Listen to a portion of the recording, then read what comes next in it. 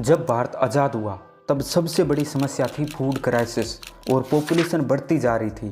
इसलिए इंडिया को food production में सेल्फ रिलायंस बनाने के लिए ग्रीन रेवोल्यूशन की ज़रूरत पड़ी। इसके बाद पंजाब में जहाँ तक नज़र जाती वहाँ तक हमें हरे भरे खेत ही दिखाई देते। इस कारण पंजाब को अन्न का कटोरा कहा जाने लगा और बाद में पंजाब इंडिया का सबसे रिच स्टेट भी बन गया। लेकिन अगर हम आज की बात करें, आज पंजाब पर 3 लाख करोड़ से ज़्यादा का कर्ज है, यानी आज पंजाब के हर नागरिक पर 1 लाख रुपए का कर्ज है। और यदि हालात ऐसे ही बने रहे तो 2026 तक पंजाब का डेट टू रेशियो हमारे देश में सबसे ज़्यादा होगा। लेकिन पंजाब जो एक समय में इंडिया का सबसे रिच स्टेट था, वो आज इस सिचुएशन में कैसे पहुंच गया। भारत को प्राचीन काल में सोने की चिड़िया कहा जाता था। अंग्रेजों ने इस सोने की चिड़िया को दाने दाने के लिए मोहताज कर दिया। बाद में ब्रिटिशर्स पार्टीशन करके यहाँ से चले गए और अब भारत की सबसे बड़ी समस्या थी food crisis.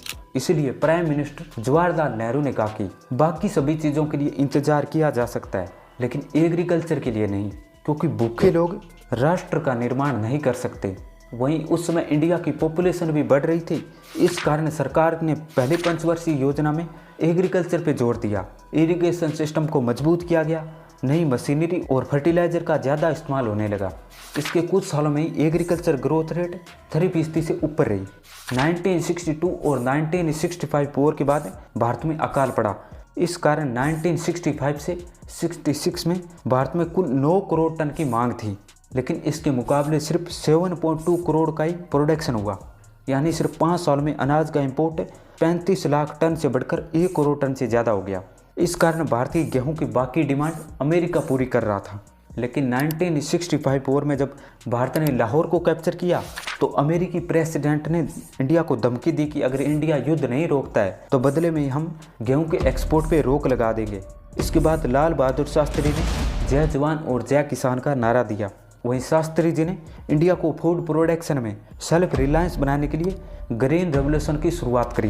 Intensive agriculture district programme के तहत किसानों को हाइब्रिड बीज, पेस्टिसाइड और फर्टिलाइजर मुहैया करवाए गए। और ग्रीन रेवोल्यूशन के पहले ही दशक में सूटेबल क्लाइमेट और फर्टाइल लैंड और टेक्निकल सपोर्ट के कारण सबसे ज़्यादा फायदा पंजाब को ही हुआ। वहीं एग्रीकल्चर प्रोडक्शन बढ़ाने के लिए फर्टिलाइजर पे जोर दिया गया। जहां 60 के दशक में फर्टिलाइजर का इस्तेमाल 2 kg पर हेक्टेयर होता था, वो अब पंजाब में बढ़कर 247 kg पर हेक्टेयर हो गया है। ग्रीन रेवोल्यूशन में नए प्रकार के एग्रीकल्चर मेथड अपनाए गए। बीज की नई किस्मों के साथ फर्टिलाइजर का भरपूर उपयोग हुआ। इससे एक ही दशक में फूड प्रोडक्शन में बढ़ोतरी हुई। और हरित क्रांति का केंद्र पंजाब था, तो पंजाब में गेहूं और धान हावी हो गए। 60 के दशक में पंजाब में धान की खेती 4.8% पे होती थी, वो 2018-19 तक बढ़कर 39.19% हो गया। और इसी तरह गेहूं 27% से बढ़कर 45% पर होने लगा। जहां 60 के दशक में पंजाब में 21 फसलें उगाई जाती थी, वो अब 1991 आते आते सिर्फ 9 रह गई। ग्रीन रेवोल्यूशन ने एग्रीकल्चर को डेवलप किया और एग्रीकल्चर ने पंजाब को डेवलप किया। इस कारण पंजाब को अन्न का कटोरा कहा जाने लगा। Indian council for research on international economic relation की रिपोर्ट के अनुसार 1971 से 86 के बीच पंजाब में एग्रीकल्चर ग्रोथ रेट 5.7% थी, जबकि ओवरऑल इंडिया में एग्रीकल्चर ग्रोथ रेट 2.3% थी, जो पंजाब की तुलना में आधी से भी कम थी। पंजाब भारत का एक छोटा सा स्टेट होने के बावजूद यह एक रिच स्टेट था। 1981 में पंजाब जीडीपी पर कैपिटा के हिसाब से यह इंडिया का सबसे रिच स्टेट था। लेकिन इसके बाद पंजाब में हालात बद से बदतर होते चले गए। जहां 60 के दशक के बाद से ही पंजाब एग्रीकल्चर में लीड लेने लगा था, लेकिन पंजाब एग्रीकल्चर से इंडस्ट्री सेक्टर में शिफ्ट नहीं हो पाया। इसका सबसे बड़ा कारण था पंजाब की फर्टाइल लैंड, क्योंकि जहां बाकी स्टेट जैसे गुजरात, महाराष्ट्र, कर्नाटक, तमिलनाडु ये इंडस्ट्री की तरफ शिफ्ट हो रहे थे, लेकिन पंजाब का अभी भी ध्यान एग्रीकल्चर पर ही था। ग्रीन रेवोल्यूशन से पहले पंजाब में किसान अलग अलग फसल उगाते थे, लेकिन अब किसानों का ज़्यादातर ध्यान गेहूं और धान पर था। और ये वो फसलें होती है जिन्हें बाकी फसलों की तुलना में ज़्यादा पानी की आवश्यकता होती है। और जब पंजाब में गेहूं और धान की ज़्यादा खेती होने लगी तो पानी की डिमांड बढ़ने लगी, तो किसानों ने ट्यूबवेल का सहारा लिया। इसलिए सरकारों ने भी किसानों को पावर सब्सिडी देनी शुरू कर दी। इस कारण पंजाब में ग्राउंड वाटर भी खत्म होने लगा।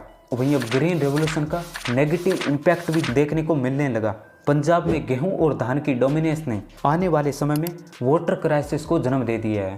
वहीं किसानों ने एग्रीकल्चर में प्रोडक्शन बढ़ाने के लिए हर साल फर्टिलाइजर और पेस्टिसाइड का इस्तेमाल हद से ज़्यादा किया, जिससे प्रोडक्शन तो बढ़ा लेकिन किसानों के हालात खराब होते चले गए। इसका एनवायरनमेंट पर भी बुरा असर देखने को मिल रहा है। अमरजीत एस भुल्लर कहते हैं कि मोनोकल्चर ने फसलों के पैटर्न की डाइवर्सिटी को बदल के रख दिया है। इस कारण पंजाब में अगले 2 दशकों में एग्रीकल्चर ग्रोथ रेट 3% रही, लेकिन पंजाब में 2006 से 2014-15 के बीच एग्रीकल्चर ग्रोथ रेट 1.6% थी, लेकिन ओवरऑल इंडिया में ग्रोथ रेट अभी 3.5% थी। आज पंजाब पर 3 लाख करोड़ से ज़्यादा का कर्ज है, यानी पंजाब में हर नागरिक पर 1 लाख रुपए का कर्ज है। और यदि हालात ऐसे बने रहे तो आने वाले कुछ समय में ये 4 लाख करोड़ को भी क्रॉस कर देगा। वहीं पंजाब में आम आदमी पार्टी ने चुनावी वादे में 300 यूनिट बिजली फ्री देने का वादा किया। इस कारण हर साल पंजाब में 5500 करोड़ की और कर्ज बढ़ेगा। वहीं महिलाओं के लिए हर महीना 1000 रुपए दिए जाएंगे। इससे 12000 करोड़ रुपए हर साल खर्च और बढ़ेगा।